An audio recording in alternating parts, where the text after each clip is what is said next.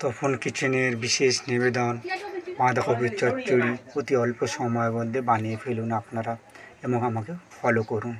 পেয়েছি আমি বাজার থেকে বাঁধাকপি কিনে নিয়ে এসেছিলাম, তার সঙ্গে দু এক রকমের সবজি, তাই দিয়ে আজ আপনাদেরকে বানিয়ে দেখাবো বাঁধাকপির তরকারি বা চচ্চড়ি কীভাবে বানানো যায়। এটা শীতকালীন সবজি, খুব সহজেই রুটি পরোটা বা গরম ভাতের সঙ্গে আপনারা খেতে পারবেন এবং বানাতেও খুব সহজ। তাহলে চলুন, আমি সব সবজিগুলো ধুয়ে পরিষ্কার করে কেটে নিয়েছি। এবারে আমি ওভেন জ্বালিয়ে আপনাদেরকে রান্না কীভাবে করতে হয় এটা দেখিয়ে দিচ্ছি। কড়াই তেল নিয়ে নিয়েছি এবং ওভেনও জ্বালিয়ে দিয়েছি। তেল গরম হয়ে এসছে, আমি ওর মধ্যে দিয়ে দিচ্ছি জিরে ফোড়ন।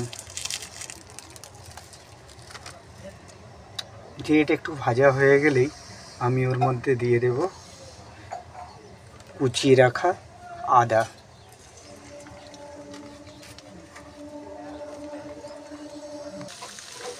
আদা ভাজা হয়ে এসছে, আমি ওর মধ্যে দিয়ে দিচ্ছি একটা শুকনো লঙ্কা ভেঙে দিয়ে দিলাম।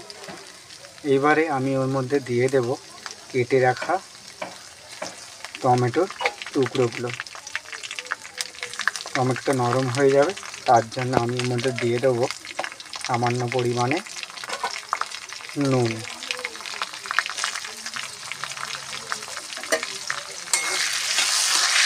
এবার নেড়ে দিই। টমেটোটা নরম হয়ে যাক। টমেটো নরম হয়ে এসছে, আমি ওর মধ্যে মাঝারি সাইজে যে আলুর টুকরো রেখেছিলাম সেটা দিয়ে একটু ভেজে নেব। তাতে কী হবে, সেদ্ধ হতেও তাড়াতাড়ি হয়ে যাবে এবং খেতেও খুব সুস্বাদু হবে। আপনার বাড়িতে সম্পূর্ণ বাড়ির উপকরণ দিয়ে এটাকে বানিয়ে ফেলতে পারবেন অতি অল্প সময়ের মধ্যে, অল্প মশলা দিয়ে এবং রুটি পরোটা গরম ভাতের সঙ্গে উপযুক্ত তরকারি। আলুটা হালকা ভাজা হয়ে এসেছে, ওর মধ্যে আমি কেটে রাখা পটলের টুকরোগুলো দিয়ে দেবো, সঙ্গে দিয়ে দেবো শিম। আপনারা আরও অন্য রকমের সবজি নিতে পারেন, আমি এই 2-3 রকমের সবজি দিয়ে আজ বাঁধাকপির তরকারি বা চচ্চড়ি আপনাদেরকে বানিয়ে দেখাচ্ছি।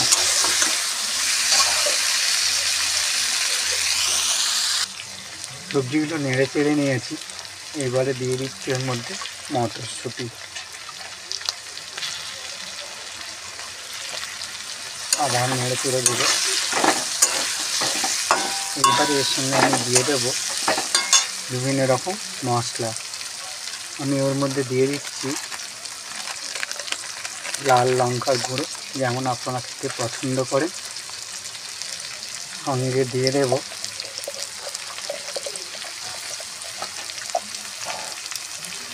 পরিমাণ মতো হলুদ গুঁড়ো, আর একটু দেব। সঙ্গে দিয়ে দিচ্ছি জিরে গুঁড়ো পাউডার, আর দিয়ে দিচ্ছি ধনিয়া পাউডার। এবার মশলাগুলো একসঙ্গে সবজির সঙ্গে মিশিয়ে নেব। মশলা পুরো ভেজে নিয়েছি, এর মধ্যে দিয়ে দিচ্ছি কেটে রাখা বাঁধাকপিগুলো। খুব কুচু কুচু করে কেটে নিয়েছি, তাড়াতাড়ি সেদ্ধ হয়ে যাবে এবং সময়ও বেশি লাগবে না। তো চলুন মশলার সঙ্গে এগুলো মিশিয়ে নিই। মশলার সাথে আমি বাঁধাকপিটা মিশিয়ে নিয়েছি, নরম হয়ে এসছে। আরও নরম করার জন্য আমি আগে 1 চামচ নুন দিয়েছিলাম, আবার 1 চামচ নুন দিলাম একটু, আর সঙ্গে একটু 1/2 চামচ নুন অ্যাড করলাম। পুরো নুনটা মিশিয়ে দেওয়ার ফলে এর থেকে জল বেরিয়ে আসবে এবং আমি এর মধ্যে পুরো সেদ্ধর জন্য পরিমাণ মতো জল দিয়ে দেবো, যাতে পুরো সবজিগুলো সেদ্ধ হয়ে যায় এবং শুকনো শুকনো ভাব হয়। আমি এর মধ্যে পরিমাণ মতো জল দিয়ে দিলাম। আলু ও সবজিগুলো সব সেদ্ধ হয়ে যাবে। এবার এটা আমি ঢাকা দিয়ে 15 থেকে 20 মিনিটের মধ্যে এটাকে আমি সেদ্ধতে দিয়ে দেবো। 15 মিনিট হয়ে গেছে, খুলে দেখে নিই। দেখুন জল পুরো শুকিয়ে এসেছে। আমি ওর মধ্যে দিয়ে দেব ভাজা মশলা। আপনারা জিরে গুঁড়ো বাড়িতে করে দিতে পারেন, খুব টেস্ট হয়। রুটি, পরোটা, গরম ভাতের সঙ্গে খুব ভালো খেতে হয়। দেখুন আলুগুলো সেদ্ধ হয়ে গেছে এবং জলটা পুরো শুকিয়ে এসছে। অলমোস্ট আমার বাঁধাকপির তরকারি রেডি হয়ে গেছে। আমি আপনাদেরকে পরিবেশন করে দেখাচ্ছি। নামাবার আগে আমি দিয়ে দিচ্ছি একটু মিষ্টি বা চিনি। এটা খেতে খুব সুন্দর লাগবে, সব রকম ব্যালেন্স থাকবে। নুন, চিনি, ঝাল ও মশলাদার এই বাঁধাকপির চচ্চড়ি আপনারা বাড়িতে বানিয়ে ফেলুন চটপট। কেমন হয়েছে আপনারা কমেন্ট বক্সে জানাবেন। আমি আপনাদের জন্য আরও ভালো ভালো রেসিপি নিয়ে আসবো। বানিয়ে ফেলেছি অতি অল্প সময়ের মধ্যে বাড়ির উপকরণ দিয়ে শীতকালীন সবজি দিয়ে বাঁধাকপির চচ্চড়ি।